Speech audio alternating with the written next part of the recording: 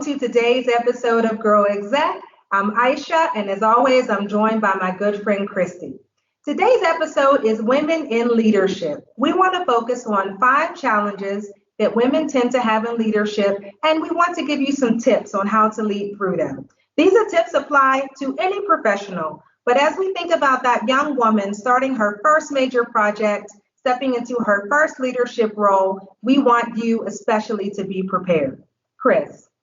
Absolutely. So the first leadership challenge we want to discuss is building self-awareness. Because when you build self-awareness, quite honestly, you build self-confidence. I think about my grandmother. She's a Russian immigrant. Early on, she would always say to me, Kristy, don't forget who you are. You're Kristy. All these other things, don't let them ever fully define you. And what she meant by that were really 2 things. We have this aspect of identity. That can include our race and ethnicity, our gender, the career or title that we're in, being a mom and wife.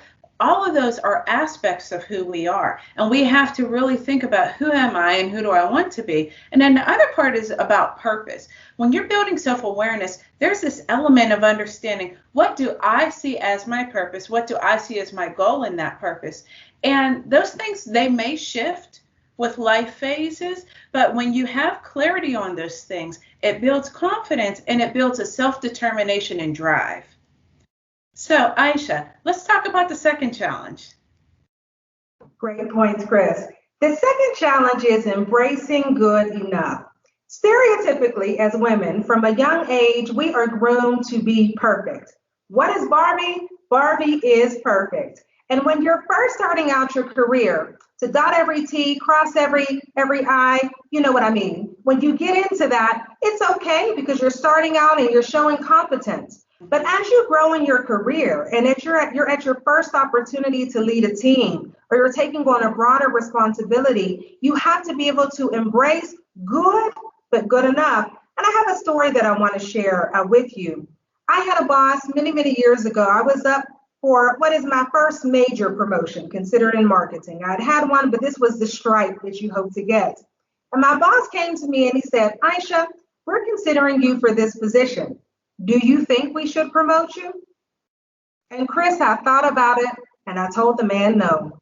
Wow. I told the man that I didn't think that I was ready, believe it or not, because I thought I needed more time. I thought that I needed to have finished a project like the other person that I was watching. And he went away and he thought about it.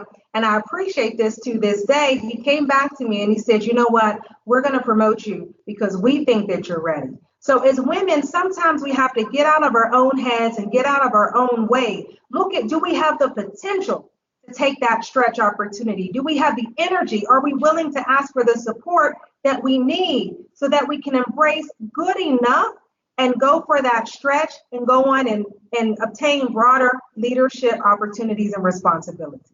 That is so critical, Isha. You're absolutely right. Absolutely. I've had to work through that myself. You know, our next challenge, it's short, but it's a real one. It is, who do we look to in leadership? There is a shortage of women in leadership nationally, globally to look to. And our encouragement to you is this. Simply look close to you, a layer or 2 out, and potentially to people that you do not know. You may have an executive that you can engage as a mentor. We talked about mentoring in one of our other episodes. But you may have someone that you simply you watch how they interact, you watch how they walk through meetings, and then you may have someone who is really someone who's famous. Read their autobiography, learn from their life lessons, but find those people that you look to as examples because it's encouragement. Aisha, how about our next one? Absolutely, Chris. Inspiration is something that we all need. The next challenge is that women are not always as well networked as we need to be to obtain all the opportunities available to us. So it is critical in business that you reach out and get to know different types of people and different types of leaders. And sometimes that can take something from inside of us, because you may look at a person who's in an influential role and think, what in the world would I have to talk about with that individual? But I can tell you, any leader is open to you reaching out and saying, to your point, some of our mentorship episode questions. Would you mind if we have a 30-second coffee just so I can understand a bit about your career and some of the decisions that you've made or get involved in one of the employee groups that they have in your company. Reach out to an industry association. But networking is key because I'll tell you, when there's an opportunity coming up, when there's a project where they want to build a cross-functional team, you need to already be in people's minds, and networking will help you get there. So step out of your comfort zone and work on building those diverse networks. So let me tell you, Isha, you're one of the people that I absolutely look to as an example, and I am so glad that over 20 years ago we were networked through inroads. So our last challenge and tip is around rewards. So I had the experience, I was being promoted into a mid-senior leadership role, and the role was basically a department turnaround.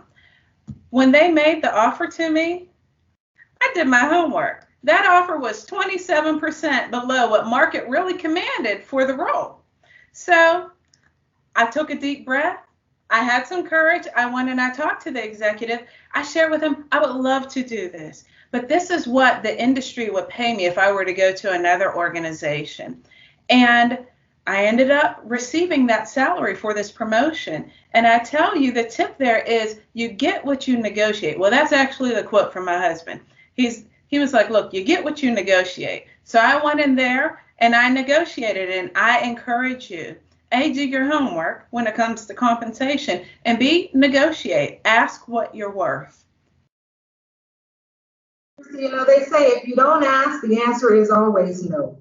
So we hope that you can benefit from the tips that we've shared today. Please be sure to subscribe to GirlExec so you're always alerted to our new episodes, and we look forward to seeing you next time. Thank you.